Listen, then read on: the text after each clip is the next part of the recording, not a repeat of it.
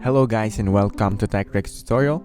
In today's video, I will show you the step-by-step tutorial on how to do Instagram anonymous questions.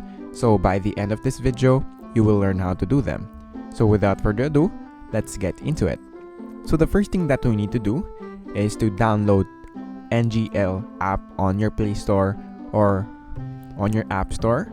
So once you have now downloaded the app, so just open the app right here, and after opening, get started, and then link Instagram account right here.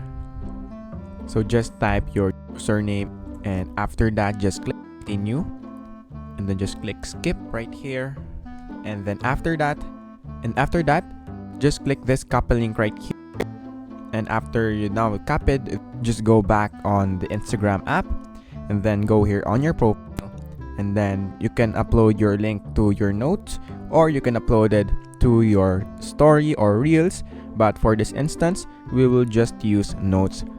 So just paste your link right here, right there, and then we can type here anonymous messages, and then the link right here, and then after that just click share, and then as you can see right there, we have now put it in our note, or we can do it in our post right there.